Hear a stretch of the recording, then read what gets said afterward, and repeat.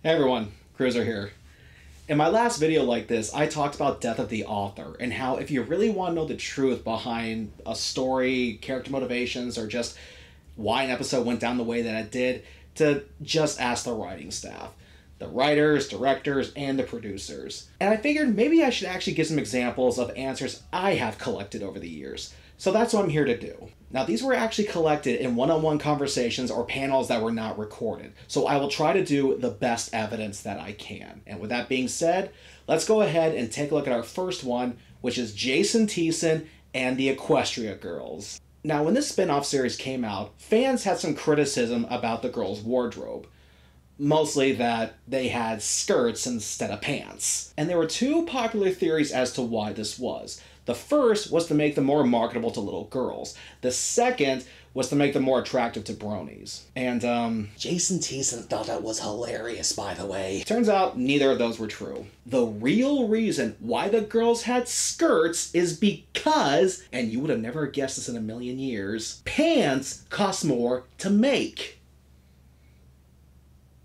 Yeah, for the toys. That's it. That is the sole reason.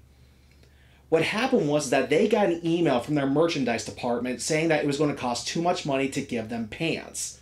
Now you may think, oh come on, that's got to be what? Just a couple of inches of fabric? That's got to be pennies on the dollar, right? And yeah, it is.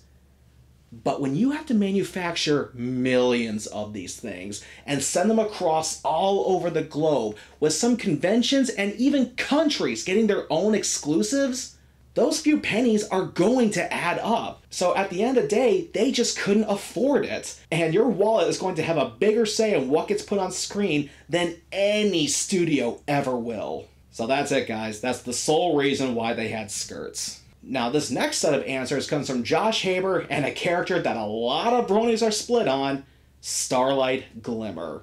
A lot of fans have some interesting thoughts on this character, including some of my own friends. And a few years ago, me and one of those friends went to Everfree Northwest, where Josh Haber happened to be a guest of honor.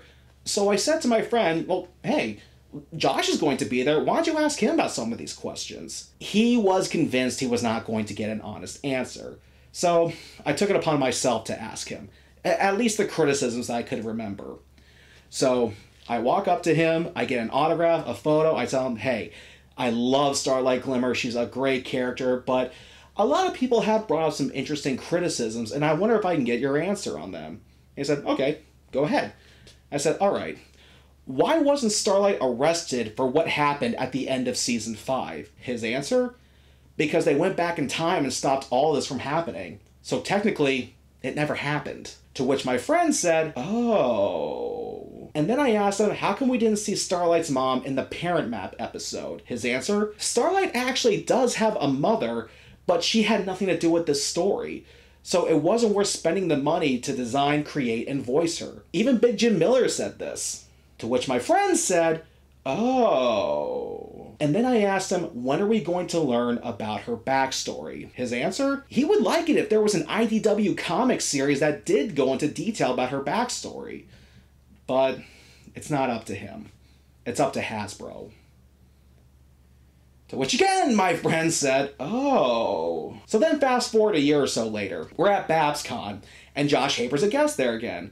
And my friend comes back at me with some more criticism. And he goes, wait, this still doesn't make any sense. Because Twilight has the spell to actually record video. Why didn't she record video of what Starlight was doing and report it to the authorities? So I went to Josh Haber, who again was a guest there, and asked him this question. His answer? Because she didn't want to have her arrested. Twilight wanted to rehabilitate her as the Princess of Friendship. She believed that was her royal duty. To which my friend said, oh. And I actually reported all of this back to Josh during that weekend, and he and I had a pretty good chuckle out of it.